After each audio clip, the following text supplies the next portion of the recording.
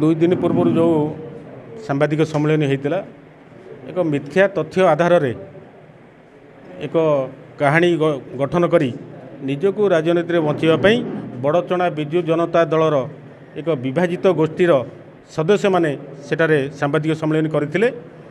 सेथरे कौनसी सत्यता नहीं।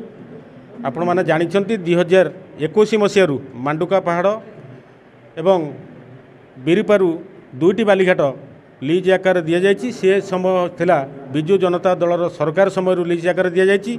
से समय चली एवं से आमर कौनसी हस्तक्षेप नहीं। सरकार गाइडलाइन सरकार नियम हिसाब से सठिक भाव चलुची। यापर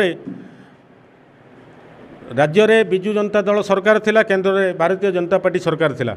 केंद्रर अनेक जनहितकर योजना विकासमूलक काम जहाँकि जातीय राजपथ संप्रसारण हो रेलपथ संप्रसारण हो से कार्य को सठिक भाव त्वरान्वित हो पार नाला।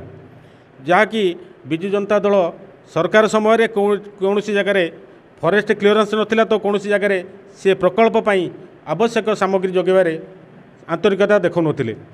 आपण जानते चंडीखोल डुबुरी जो रास्ता दीर्घ दिन हम पड़ी रहा। केवल सामग्री परिवहन रे सामग्री जोगाण रे प्रशासन सहयोग देला नहीं। एबे चंडीखोल पारादीप 8 थाकिया रास्ता तैयारी होउची। गमनागमन आउरी सुदृढ़ हेबो।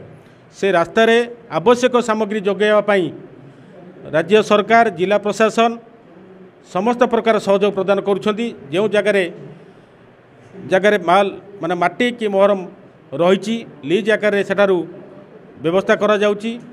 सेठारू परिवहन करी रास्ता व्यवहृत होउची। एथि सहित कम माटी मोहरम व्यवहार करी किभली रास्ता को संप्रसारण करहब से आश्र व्यवहार करा जाउची। रेलपथ चंडीखोल हरिदासपुर पारादीप रेलपथ दुई लाइन होउची एवं हरिदासपुर पाखे एक जंक्शन तैयारी होउची। सेथिपई आवश्यकता माटी की बाली मोहरम ताकू मध्य राज्य सरकार केउठी जोगैले से कार्य करिपरिबो। एभली कार्य को करने को वर्तमान बीजेडी किछि नेता कुजी नेता निज राजनैतिक अभिसंधि पूरण करने साधारण लोक विभ्रांत करने तथा आमर प्रिय नेता विधायक अमर नायक को बदनाम करने सुपर कल्पित एक कहानी करी सांबादिक सम्मेलन करी बड़चणा साधारण लोक विभ्रांत करला भली तथ्य रखुंती। मुझे सूचई देवा चाहे तमें माने विगत दिन में कौन कौन कला कारनामा करिथिलो से हाटुआ पोखरी ठू आरंभ करी पापरा पोखरी पर्यंत 1 कोटी ऊर्ध्व टंका जो लुट करिछ।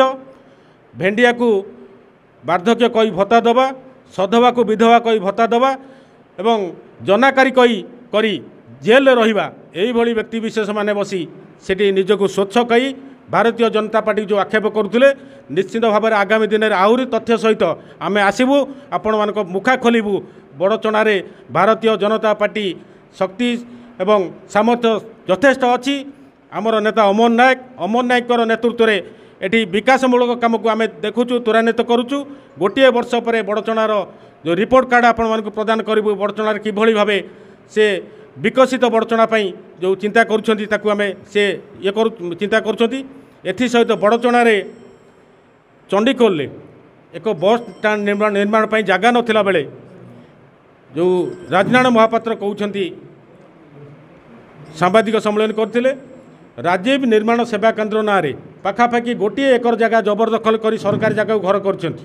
पूर्व ताकर पिता तथा पूर्वतन विधायक समय 2005-06 मसीह 2,75,000 टंका ब्लॉक माध्यम आंचलिक उन्नयन पांठी विनियोग कर घर करपरी आंचलिक युव परिषद कार्यालय निकट में आंचलिक परिवहन कार्यालय निकट में आंचलिक युव परिषद ना एक घर को मुख्यमंत्री स्वतंत्र रिलीफ पांठी 10 लाख टंका विनियोग कर सरकारी अर्थ को सरकारी जगह बेआईन भाव विनियोग कर जगह सरकारी जगह को जबरदखल करी अवरोध करने फल एटी बस स्टैंड हो पारु नहीं, एसडीपीओ ऑफिस हो पारु नहीं, अन्य जो विकासमूलक काम चंडीखोल आवश्यकता अच्छी से जगह मिलू नहीं जबरदखल कर रखिबारु या आम दृढ़ निंदा करुचु।